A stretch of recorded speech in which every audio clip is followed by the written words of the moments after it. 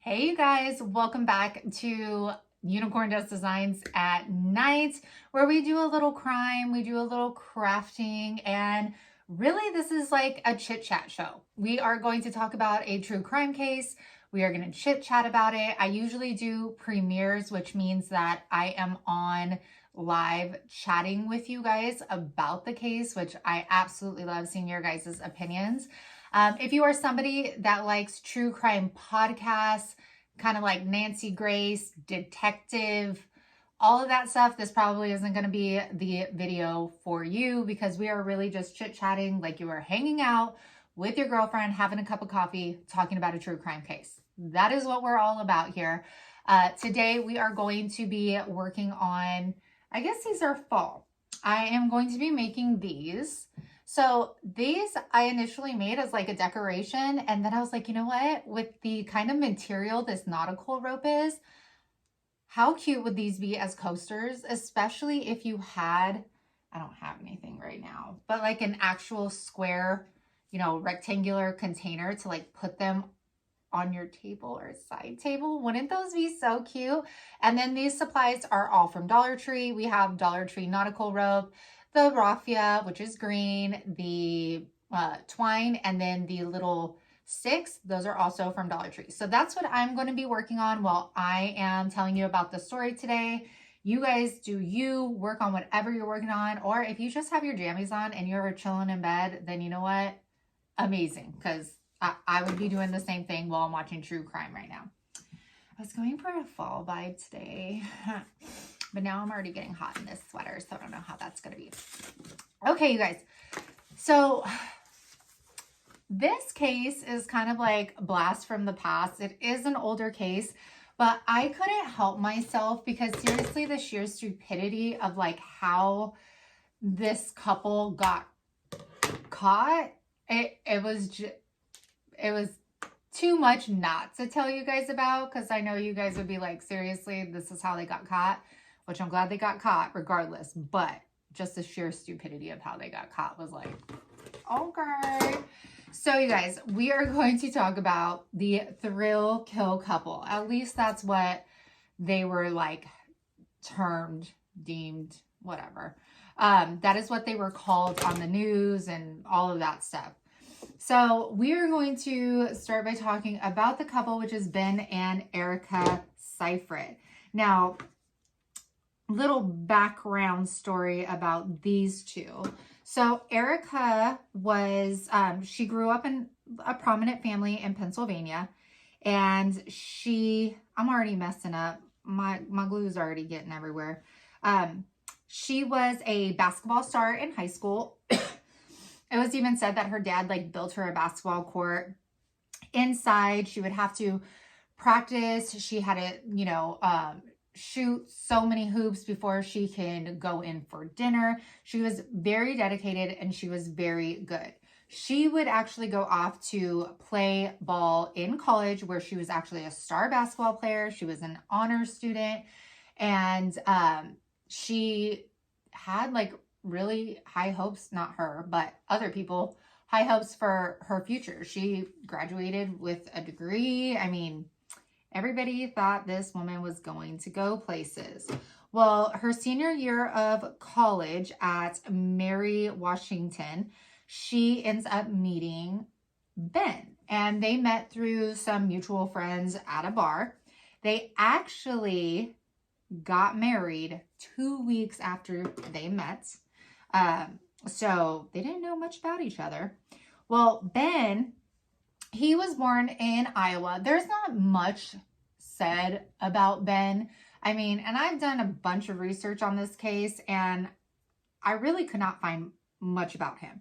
So he was born in Iowa, and he actually was training to be a Navy SEAL. Now, they said that he was like the top of his class. He was like the number one shooter. He was going to go places. He was really good at what he did. His friends said that like he was the type of guy that could go partying all night long, wake up and run 5 miles and be the first one to finish the race, because once Ben set his mind to something, he was going to accomplish it.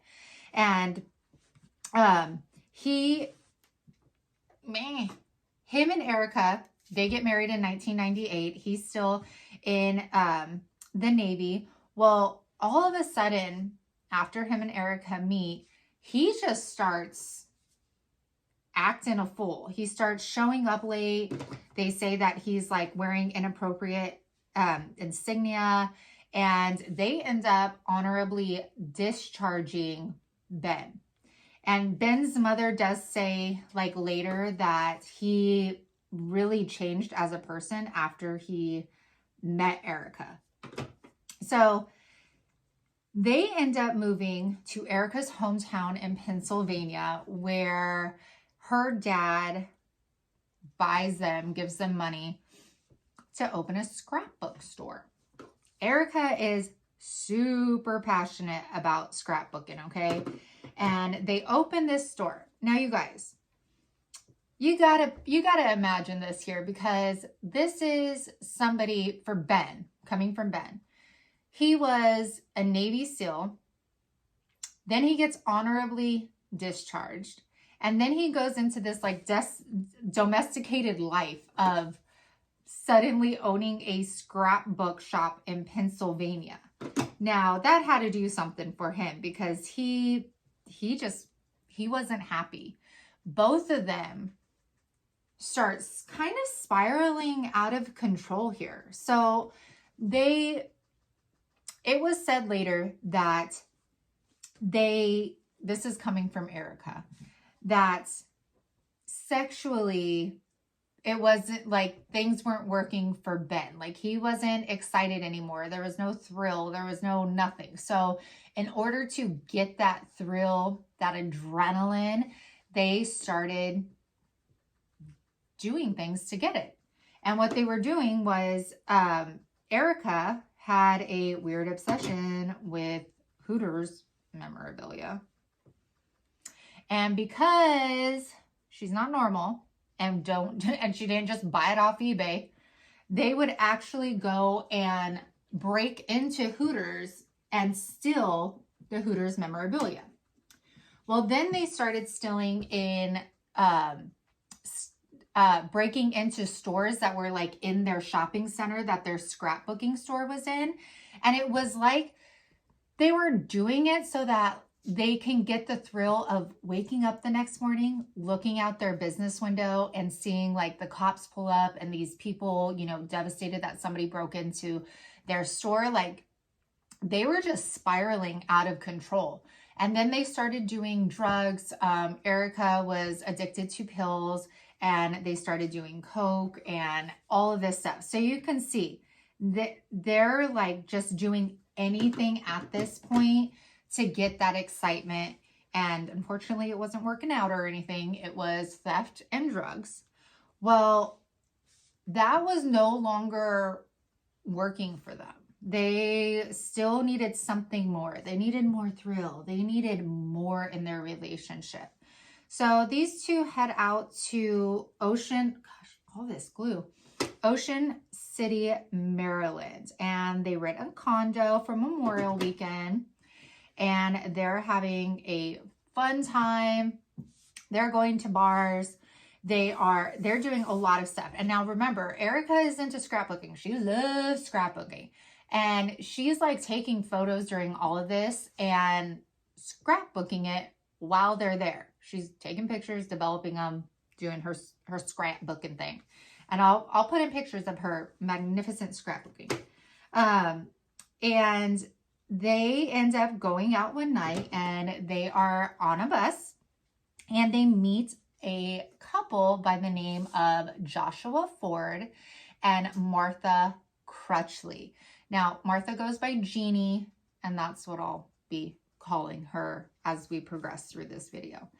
And they meet them in the bus on the way to Sifrits Bar and Lounge. And this is a popular place out in Ocean City, Maryland. Well, Josh doesn't have the right amount of change or something like that to get there. So Ben says, hey, we got you. Don't worry about it. Josh is like, okay, cool. Like, we'll buy you your drinks at the next place. They start chatting up. They get to the bar. They are having a great time. And then the Sifrits, Ben and Erika, they invite Jeannie and Josh back to their condo to continue on with the night. So Monday comes around and Jeannie doesn't show up for work. Now, Jeannie was an insurance executive. Sorry, I got my notes right here. And Joshua, her boyfriend, was a mortgage banker. They were dedicated to life, having fun, taking new adventures, and work. And Jeannie had never missed a day of work. So when it came Monday and Jeannie didn't show up to work, her coworker knew something had to be wrong. So she actually called the police and reported Jeannie missing.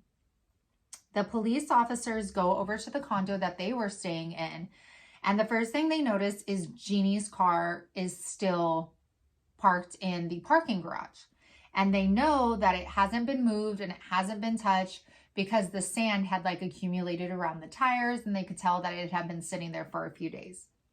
They then go into their condo, and they see that nothing is touched. I mean, their camera is still there. The keys to the car are still there. Their clothes, I mean, everything is left as is. And they said that like it literally looks like they were like, hey, let's go have a drink down the street and then we'll come back. And then they just disappeared. That's what it looks like. So as they're checking this, police get a call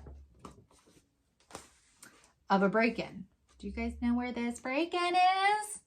Can you guys guess where the break-in is? The break-in is at a Hooters, okay?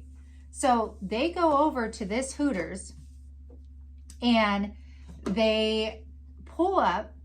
They see a couple with their Jeep backed up to the Hooters door, and they are carrying out a Hooters memorabilia, merchandise, license plates, hats. I mean, literally everything they could get their hands on. Well, these people, Erika and Ben, they didn't know that there was a silent alarm in that Hooters.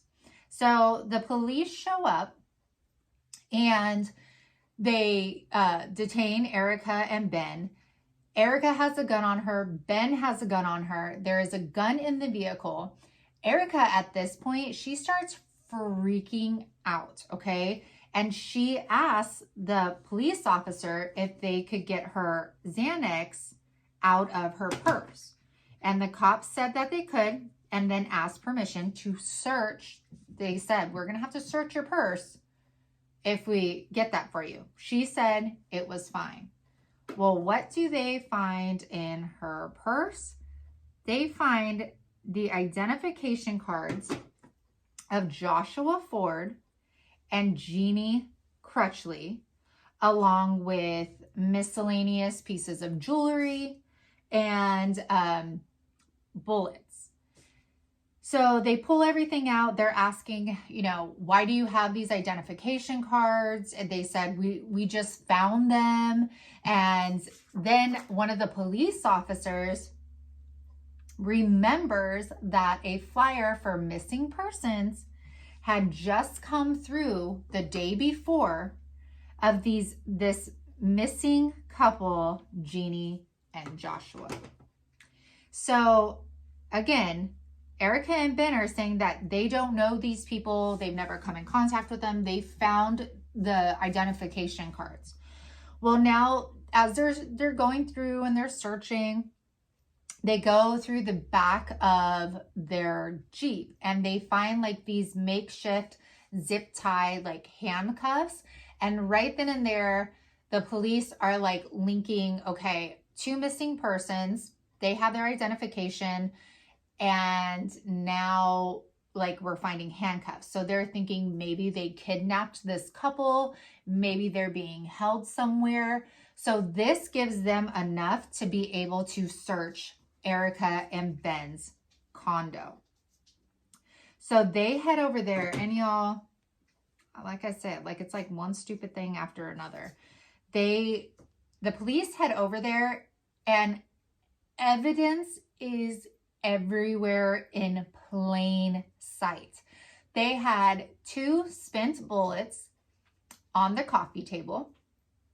They had, because you know Erika's obsession with scrapbooking, they had developed pictures of their time there, and one of the pictures was Jeannie Crutchley and Joshua Ford the last night they were seen. And they not only find that compelling evidence that obviously they knew who this couple was, but then forensics goes into the bathroom. They find what looks like, I mean, to you and I, and of course you guys know I pop pictures up whenever I have something. It looked almost like orange soap scum, and the forensic was like, I didn't say that right, but he said, like, if it was like you and I going into the hotel room after they had used it, we would have never known what it was, but he knew that it could be blood. So he swiped that, and it was found like in between the grouts on the bathroom floor. And then they also found hair with flesh still attached to it in the sink. And they also find a bullet hole, which is underneath the sink. Okay.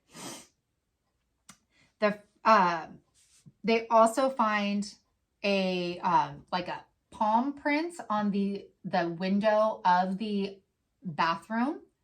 So they already know now that they obviously were with Joshua and Jeannie, and they now have all of this evidence. So they're able to do a DNA test on the blood that they found with their Josh and Jeannie's toothbrush from their condo, and it is a match. So what starts as they're getting arrested for burglary, and I'm sorry, you guys, this is May 25th is when they met Josh and Jeannie, and now it's May 31st when they get caught for burglary. And like I said, it goes from burglary to now they have murder charges. So what happens next, you guys? What happens? So now that they have all this evidence, Erika starts playing the battered, wife. Yes, your friends, I definitely would not want him to know that I was here talking to you. And if I go up and testify, and for some reason you guys don't get him locked up, my family will end up like Joshua and Jeannie. Saying that, like, he made me help. I was in the next room when all of this went down. He made me help him like clean it. And she had even stated to the police that, like, at one point she went down to get the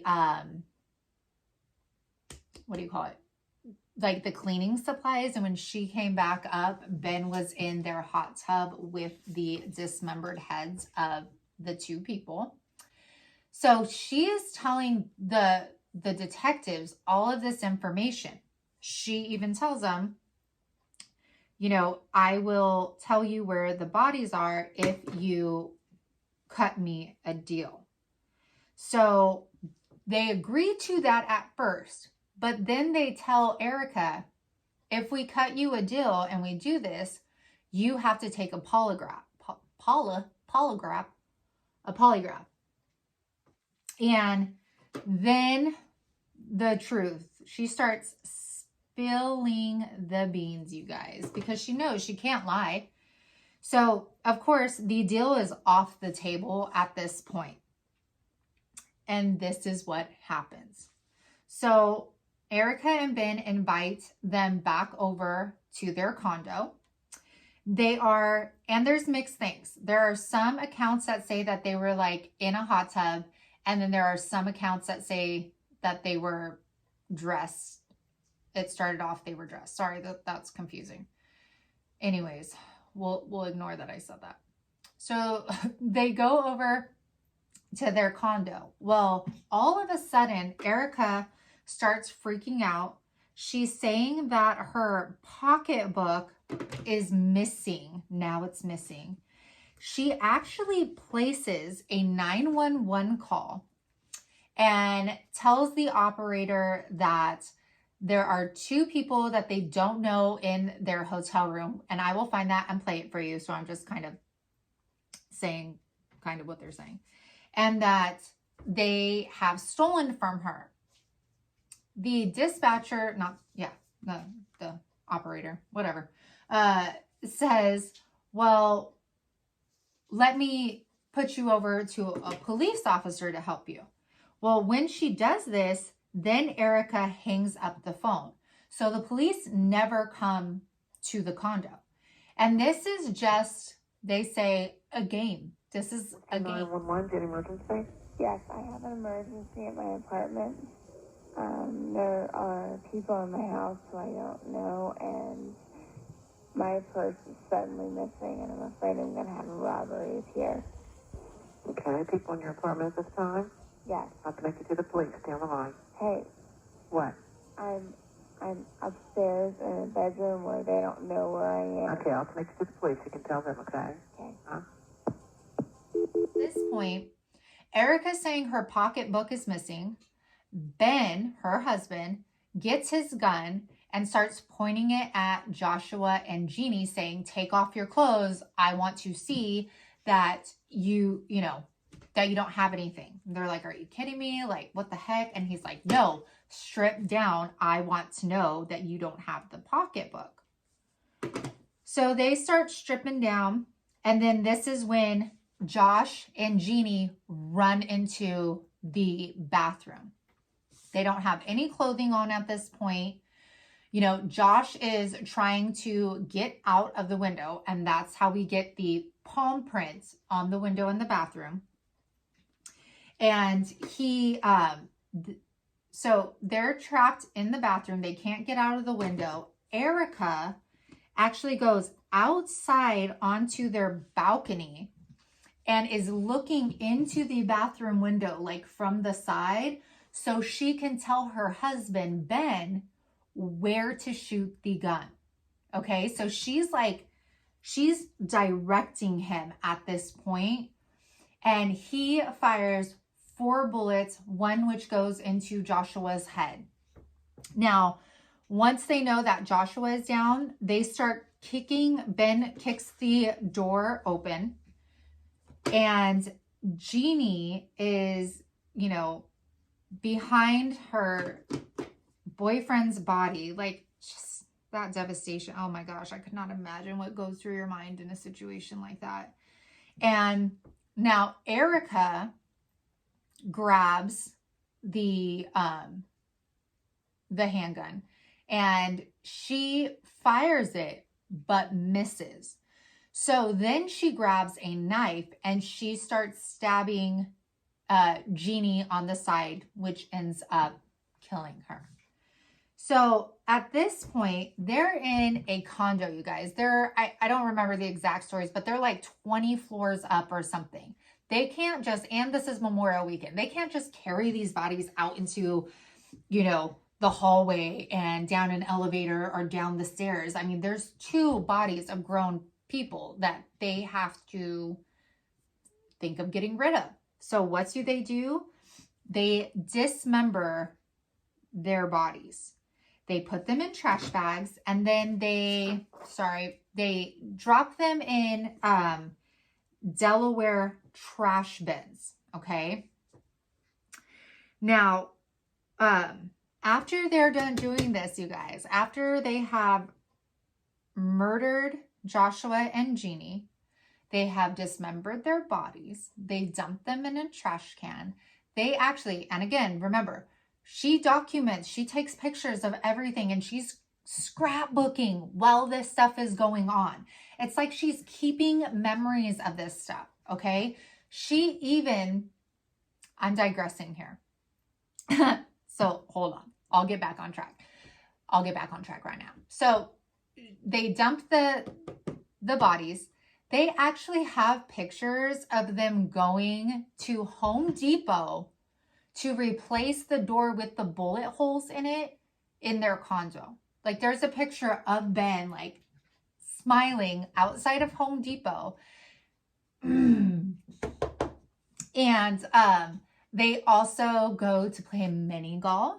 They go just walking around town and they are living their lives like nothing happened.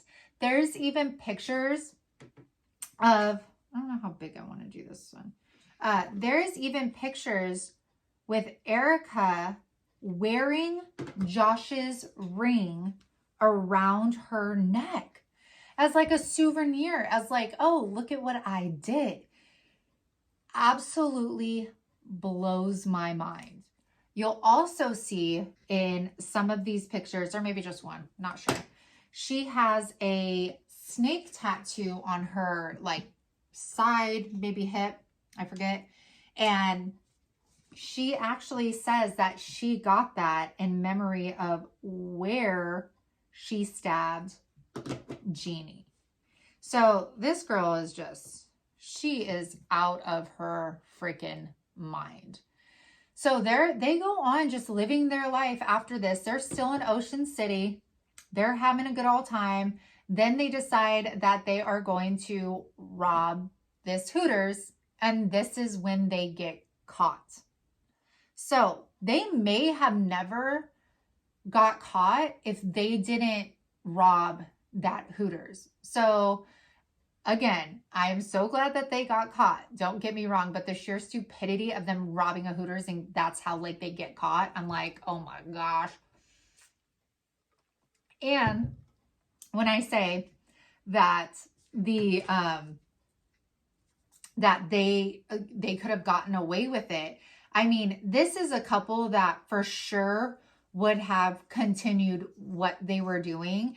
And there's actually a woman who came forward to testify against them that she could have possibly been, her and like her boyfriend, their next victims, because they actually went out after they had fixed the door and everything and were trying to get another couple to come up to their room, which the girl said that they did go up to their room at the condo and then ended up leaving because like things got weird or something. And the detective said that they think really that Erika and like Ben were running out of time. So that's why they didn't like act on a second murder. So this, let me see, you guys, hold on, because this is going to blow your mind here. Okay. Okay. So they get arrested.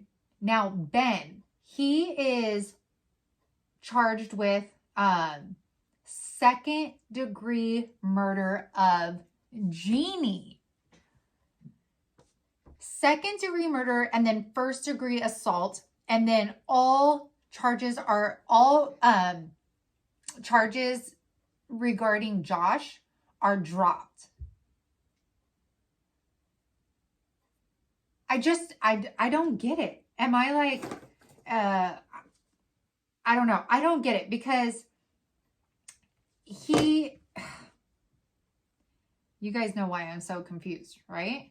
Because he's the one that shot Joshua. He is the one that killed Joshua.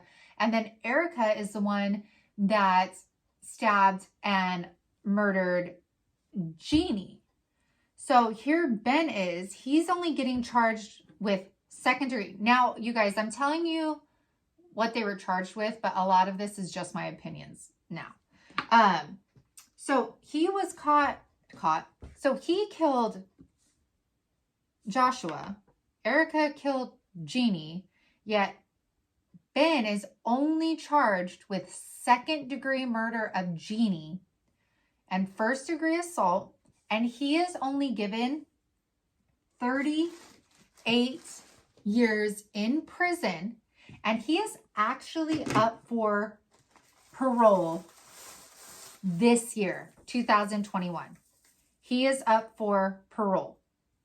Now, Erika was charged with, where is it?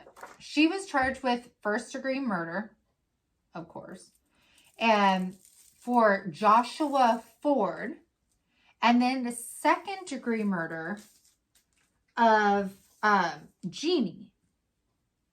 And again, she's serving life in prison plus 20 years. So she's never getting out. She's never going to be getting out of prison. Now, the detectives say that the reason why she was charged with the first-degree murder and not Ben was because, one, it was her weapon that was used. And they also say that she was the mastermind of it all. So that almost, they were saying like, she instigated it and Ben went with it to make her happy. And of course, you guys know, I'm happy that they are put away. I'm happy that she's serving life. I'm happy that he's serving. I just feel like he should have been serving life as well, because they're saying second degree. Remember, we had this conversation. First degree is premeditated. Second degree means that like it happened. You didn't pre-plan this, okay? So one, they totally had to have planned this, because I mean, they knew that they were going to murder that couple when they brought them up to their condo. And they knew, I mean, they had said, forensics had said that all of the blood and everything was contained in their bathroom. If you had suddenly, just randomly decided you were going to murder a couple, not like all of us could think that way, I know, crazy. But you would think you would kind of be freaking out, thinking, oh my gosh, what do I do next? This is a mess. I need to clean it up. You would think you'd be tracking stuff like all over your room, like evidence everywhere. I mean, you have to think, you guys, they dismembered their bodies and they were able to contain it to just the bathroom. How is that not premeditated? And the fact that, I don't know why I'm so hung up on Ben not getting life, but I'm like, he made the decision to shoot Joshua, and then she made the decision to kill Jeannie. So I think it just boggles my mind that he is not serving life, but she is, because they said that she was the instigator in all of this and he was just going with it, which I just think is not, I don't know. You guys, what do you think? Because they were robbing, they were doing drugs, they were like doing a lot of stuff before that. And I hardly doubt she was in that on her own. Like, he obviously was making these decisions too. He's a big boy, okay? That I find it hard to believe, I don't know, that like I mean, I guess it's not hard to believe, but just, I think he should have got charged for life, just like, gosh, he's out for parole. What if he hears this and he does get out and then he comes and murders me? Oh my gosh. So it just really bothered me that he wasn't charged for more. So let me know what you guys think about the sentencing, because it sure doesn't make sense to me. And I hope you guys, I hate saying, I hope you guys enjoyed this story. It was definitely a shorter one, and I've been wanting to share this one with you guys since before the Tristan Bailey murder occurred, but then it happened and I really wanted to share Tristan Bailey's story with y'all. And then Gabby Petito came up missing and I wanted to share that one with you. So this one's kind of like been in my pocket and I've been wanting to share it with you because it was just so crazy. Oh, and Ben did file for divorce in 2010 from Erika, and it was granted like a few months after he filed. So they are no longer together, which is probably a good thing. And then I did want to touch you guys real quick as I'm finishing these up. I know a lot of you had wanted a Gabby Petito update. I decided not to do it just because I feel like those of us that are following the case, I mean, it's everywhere. I mean, so many people are doing live reports on it at this point. And I just feel like I didn't have anything of validity to add to it besides just my opinions, which I feel like people's opinions are kind of getting out of control with this case at this point. I mean, we know that Gabby Petito lost her life, which is absolutely horrible, and that it was homicide, meaning she was murdered. They have not released how she was murdered, and we know that Brian Laundrie is now missing.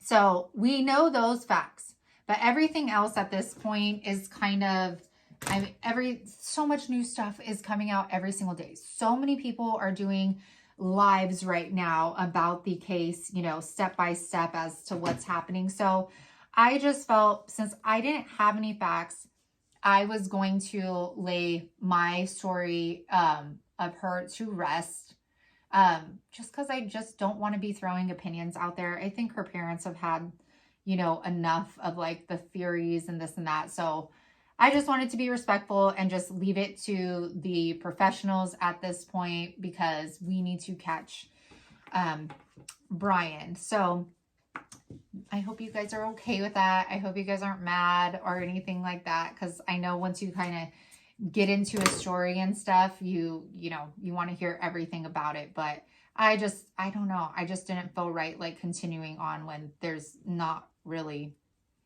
anything that I can say right now. Next week, hopefully I could be talking about Kylan and Crystal. I know that some of you had asked me if I was going to do that one, and I will.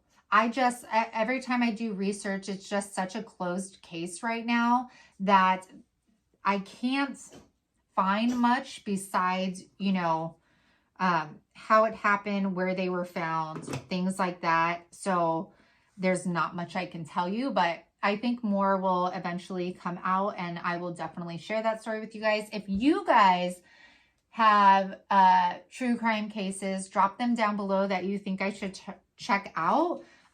Definitely drop it down below for me. We are done with our coasters, you guys. Look at how cute those turned out. I hope you guys enjoyed today's video. Make sure to like, make sure to subscribe. Hello to all my haters. If you leave me comments, it helps my channel out. So thank you so very much. And y'all, I will be back here on Tuesday with DIYs. Thursday, we do thrift hauls and upcycles. And then y'all know, my true crime peeps, that we will be back here on Saturday. So have a good one. Thanks for joining me, and I will talk to you later. Bye.